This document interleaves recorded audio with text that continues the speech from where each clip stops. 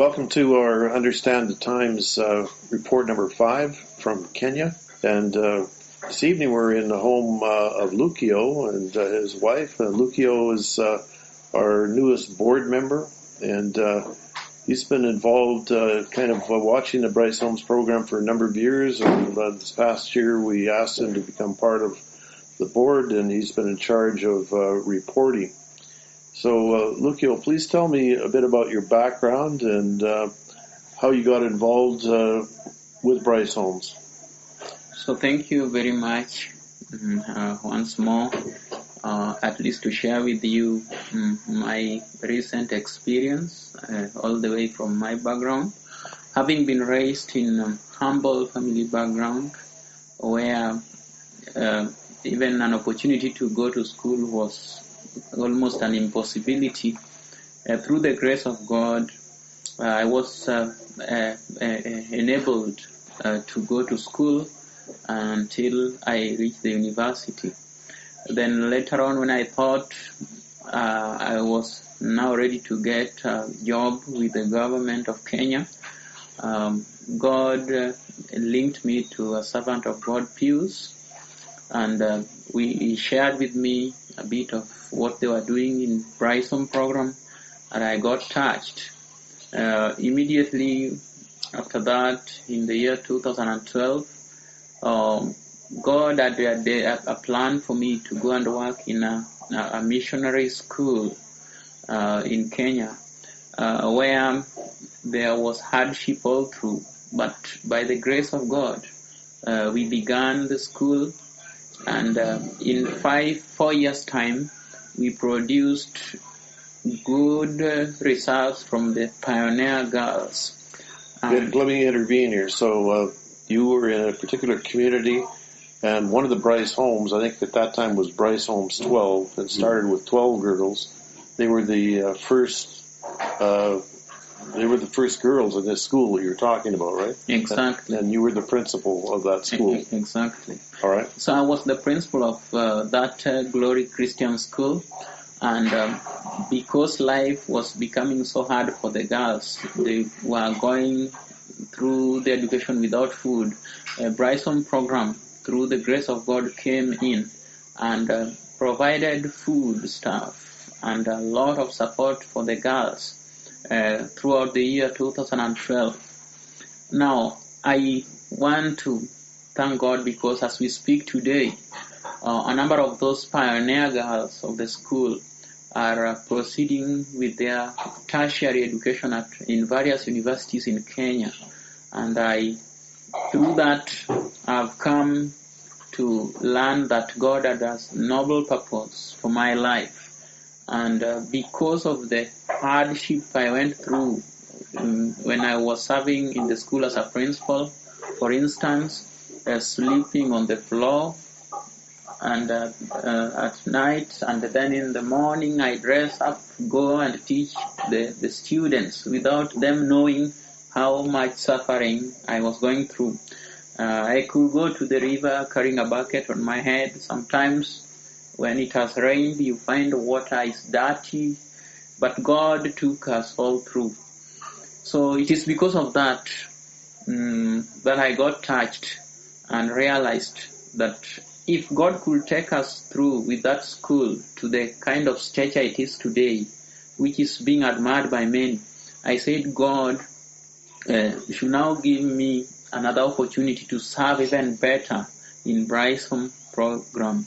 Okay, let me ask you a question. So from that first Bryce Home and 12 girls, that school then developed. It's no longer part of Bryce Homes, but that school has many girls, and I think it's now sponsored by an organization from somewhere in Europe. Is that correct? Exactly. Okay, and that will be in a community which we're probably going to be visiting tomorrow. We'll talk more about that.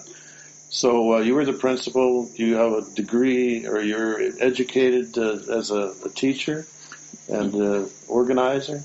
Yeah, I was educated as a teacher, actually a scientist teaching biology and chemistry, more to do with life. Okay, now, and your wife now is, she has a background also in agriculture. Yeah, my wife has been educated in agriculture. She's a specialist in crops cultivation, and that is what she does best. So between the two of you have a lot of education, and you're a real asset to the Bryce Homes program. One of your responsibilities is to send us reports, which we're able to publish. And putting together the reports and the pictures, our supporters are then able to get a sense of what's happening here in Kenya. And we really appreciate the way you write the reports. They're well written and very, much better than I can do myself. So thank you for what you're doing, and we hope you continue. Give us an overview of your observation of Bryce Homes, what it means to this area in Kenya. Now, we specifically are not mentioning names of cities and locations, but tell us, you've seen it from the beginning, and you've seen now how it's expanded to over 50 homes. What is your perspective? Thank you very much again. I want to say my short time experience with the Bryce Home, now I want to say it's about 1 year. And at the beginning, I began when I was quite timid, in that I was thinking, how will I be able to do a task which I'm not trained in? But then I recalled God used me while I was in the university in Christian Union activities. And through that, I got some extra knowledge in handling missions activities in terms of report writing and proposal writing. So when I tried to cultivate what I used to do in the university in mission activities, I realized it is working for me in the Bryce Home. So as I looked at Bryce Home and their objectives, I realized that the core objective of Bryce Home was to reach out to the needy in the society. And because it is a mission of the Lord, mission of God, I realized even these widows and orphans who are getting support are having that eagerness to be a blessing to other people too in future. So that is where I came in and began to do for them sort of induction on how they can learn to be self-sufficient in the long run, so that they can do what has been done to them. They can do it to other needy people. And through this, I realized the Bryce Home program could have a long-lasting vision, and it will be consistent from one generation to another. And because of this, a lot of training has gone on in most families. Now, when we take to them the support on a monthly basis, we don't just find them sitting waiting for the support, but we find them doing some unique activities through the small SBOs. We found some... That means small business opportunities. Small business opportunities. We found some rearing poultry, some keep rabbit, some keep dairy cows, some have cultivate crops. So I have realized that each and every Bryce Home has got a unique activity they are interested in doing. So this is not just a welfare, we're going to bring you food and we'll continue to do that month by month, but our vision, Bryce Homes, has been to come alongside those that are poor, needy, and hopeless situations to provide hope, but also to provide Christian encouragement. So not only do they receive physical food, but our objective is that they get spiritual food, so they develop spiritually as well. Is that correct? Exactly, that's correct. And I thank God for the team of servants of God, like Pastor Lucas, we have Pastor Silvans, we have Pastor Lawrence, we have Pastor Chila, and a number. They have been reaching out spiritually to most of these families, because we have some families which have food more than enough, but they do not have that spiritual comfort. So we realized it is not all about physical food, but also the spiritual food. And this has worked so well. I believe a few of them could have testified to you that they were just counting hours to their day of death.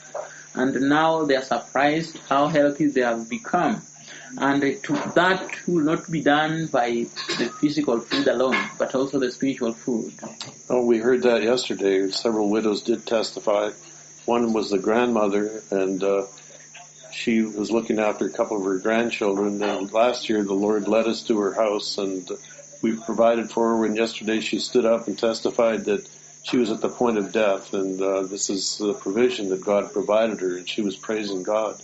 And I think there were others as well that said the same. This morning, I interviewed Leah, who told me that when we were there last year, she was so depressed she could hardly talk. And all of a sudden, a miracle happened before her eyes, and it's changed her family completely. So there's a lot of good reports. I want to talk to you a little bit about the future, because one of our visions has been, what can we do better in order to have a bigger impact in the areas here that we're working? And our vision is to actually set up some kind of a program. We call it a discipleship program, where we can have organized training program where the children and parents, widows, can receive some specific training so that they can improve and their small business opportunities. Tell us about, what do you think? Is that a good opportunity? Thank you very much. That had been my inward desire for this project. And in fact, at one time I felt, I almost shared it with us, but I said God's time is the best. And it did not take time before I had the Bryce on board, having it as a concern. This project, this discipleship center, which is yet to be set up, is going to do a lot. It is going to ensure a holistic service to the widows, to the orphans, to the pastors and leaders. We realize in Kenya, most of the servants of God are really in a life of characterized by devastation, in that most of them in the past could not even allow their children to go to school, in that they were, the kind of doctrine they were preaching was they were just saying, they were putting it in a form that it is only seeking God that matters, not education, no other thing. And through this discipleship center, one, we believe pastors will be equipped with sound Christian doctrines, which will be beneficial to the souls. So it will be helping, nurturing them in both spiritually and physically. At the same time, some of these pastors and church leaders are blessed in one way or another. Some have huge pieces of land which are lying fallow.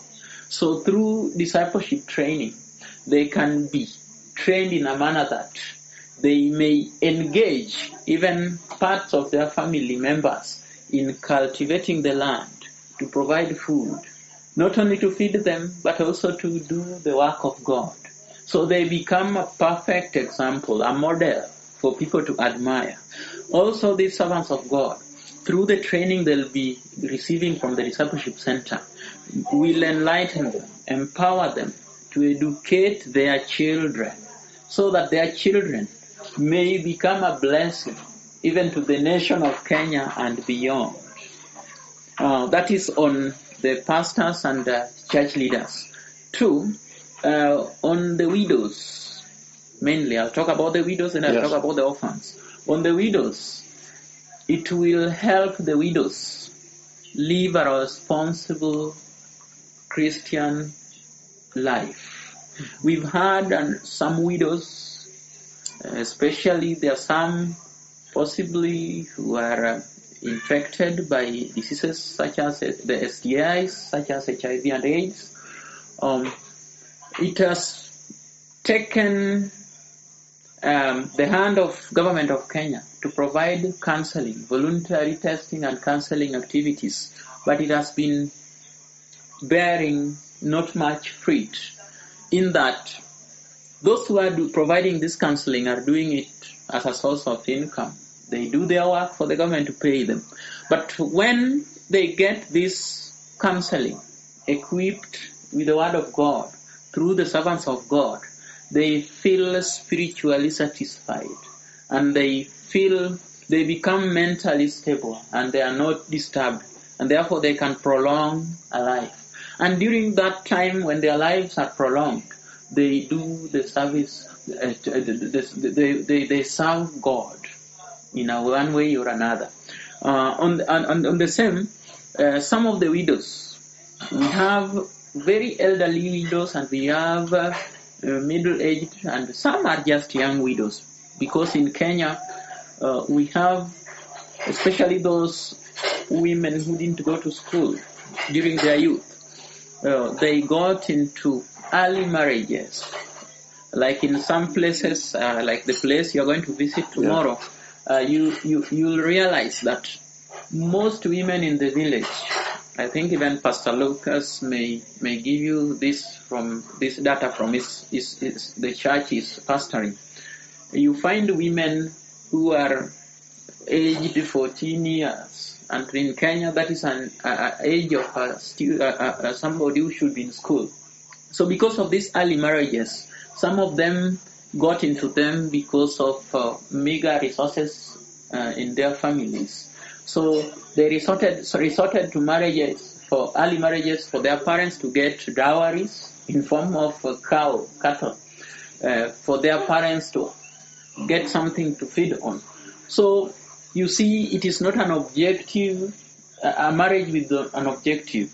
It is a short-term marriage. So in that, some of them met these diseases, and their husbands perished at a tender age, leaving them as young widows. So when they are young widows, they do not know a lot. We look forward to serving such kind of groups, especially in the discipleship center, where they'll be trained possibly in agriculture. Some will be trained in various activities which can help them earn a living and also serve God. Again, on the area of orphans, I'm so much delighted to share about orphans in most of the Bryce homes. We've been going around monthly, especially when we take the support. I've realized most of the children in Bryce homes have a broader vision even than their parents. And I realized the young children in the families, you will find some are planting trees. When you ask them, when you interview them, why do they plant the trees? They tell you, these trees, in 5 or 6 years to come, each tree will be valued at some amount of money, or good amount of money. So if a particular boy or girl in a Bryce home family has planted even 1,000 trees, they say that alone will be enough to educate them throughout the high school. So that is a perfect sample. And it took me time to do a little research. I visited some area, which I'll not mention for now, and realized that kind of planning has helped many families. When the young children grow such trees, as the children grow, the tree also grows. So when the need to pay school fee will arise, those trees will be sold, and normally they sell them even to some companies, construction firms, building story houses. If you walk around, you will see most story houses in Kenya, when they are doing them, maybe they don't resort to using the metallic stands to raise pillars, but they use such trees. So those trees have big market, and that's one area I've seen them doing well. Two, I've seen some of these children assisting their parents in doing farming. I can give a perfect example of a Bryce, where somebody called Finta comes from. The children have been helping till the land, plant maize and other crops. They sell them. When they sell, they keep the proceeds from sales, and then they use this to buy a cow. Now, the boy is growing and the cow is also growing. And at some time, the cow can equally give back to more. So you see, they are having insight which will enable their families become self-sustainable. Let me stop you here. This is very valuable information for us, and I'm just letting you go on because I want this information recorded so that it helps me to see what our vision has developed into. Because when we first came here to Kenya, it was we came to help out because people had desperate needs. There was no food. Many people had, no shelters. But the program has developed over the years now to a situation where it actually is becoming a model which could be expanded, but we're going to need the people here that have the vision to carry on and implement that vision. And thank you for being part of this, because the way you formulate these ideas and present them on this program is going to be very important for others so that they can also catch the vision. Now, let me just deal with one other area and then we'll move on. In the area where the school that you were a principal at, which is now an area where we have a number of Bryce homes, that whole community has been changed, we could say, as a result of the Bryce Homes program. There's a church that's been established. Numbers of the widows that we were involved with initially, who I don't believe really understood the gospel, now become Christians.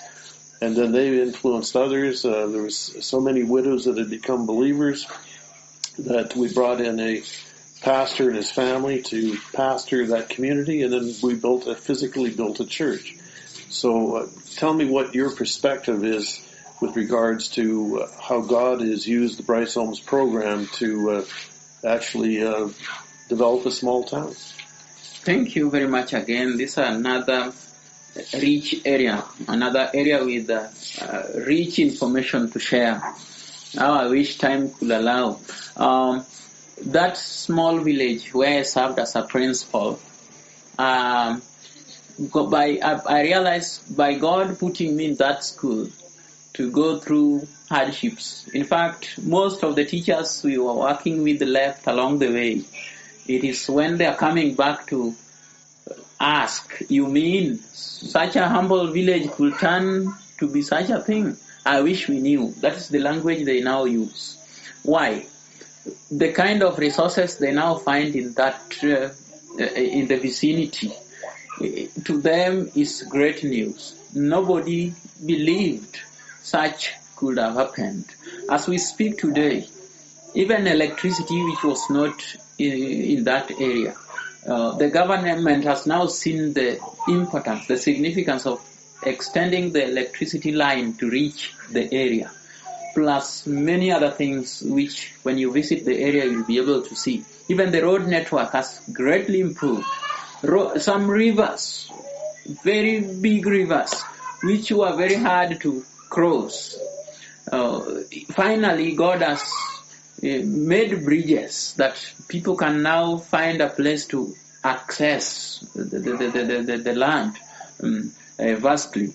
So about the sort of improvements I've seen in the area, especially through the Bryce Homes program, one is that through the girls in the community who are supported by Bryce Homes, in the year 2012, when there were pioneer girls in that school which I headed, today as we speak, have enlightened the community there. The society there has been enlightened, such that it is now hard to notice those early marriages taking place. What Bryce did in that village rekindled the hope in the young girls who are in primary school. So now they were growing while they are seeing hope. When I go to that area, some of them do share with me that I work hard. I asked one girl, why are you normally running to school? And when you are going for lunch, why are you always running? The girl told me, I'm doing this. I'm on my toes, doing it swiftly, because I want to become like the other girl. They are referring to girls, pioneer girls, which were supported by Bryson program. So because of that, I find Bryson as a God-sent opportunity, a God-sent mission to the land, which other people would compare to the despised Nazareth, which produced the Messiah, finally. Yeah. So the land I'm speaking of, a lot has come up. And to be specific, that is where Pastor Chila was born. And in collaboration with Pastor Chila's son by the name Washington, he also came and got touched and realized that, you mean this village can be transformed into another thing altogether? Then I told him, yes, why not? But it has worked for me through the school. Now, can we now combine forces through Bryson? And by God's grace, we never know what may transpire again in this village in the coming years. And the little young boy, he's still going to school anyway, he's still in high school, came up with this poultry project. I interviewed Washington. They've already done a program, so anybody that's listened to this series of reports will know exactly what you're talking about. Yeah. And Washington shared with me his vision for Bryce Homes to be able to implement a poultry program for those that would get involved. So go ahead and finish. Yeah, so Washington wants to do this at least to enable children from their village also realize at least some modest life, a life characterized with hope. So he has established sort of a project. In fact, he has done a pilot project. It was very interesting when I used to visit him a few weeks ago. He did a pilot project by having an egg, and this egg he incubated it through using an incubator. The egg was hatched and the chick has been upbrought. Now, when he showed this project becoming successful, he did not hesitate and brought more. So Washington wants to use incubators to hatch the eggs, rear the chicks to a given age. 3 weeks. 3 weeks, then distribute them to particular Brysons. In fact, his priority was in Suna. Yes. Because his feeling is so much touched about that area. So, the village. So, because of this, he wants to provide these 3 weeks old chicks to these Brysons so that they can rear them until maturity. Then they are bought in bulk by many hotels which have come up throughout the county and beyond. So there is a lot of order for this because this poultry takes shorter time to mature. And he realized it can be of great importance to make these Brysons self-sustainable. And Washington is one young man with a vision. Very exciting to see that God is raising up even a younger generation than the board of Bryce Homes that wants to help the nation. Well, we'll call this interview to an end, but I thank you so much. We're going to be talking about some other issues later at another time, but all I can say, I want to thank you, Lucio, for being part of the Bryce Homes program. You are a very, very important part, and we will be praying for you and your wife, and as God opens further doors, and especially the discipleship program that we look forward to see what God will be doing. And that's our program for today. Thank you for joining. Thank you.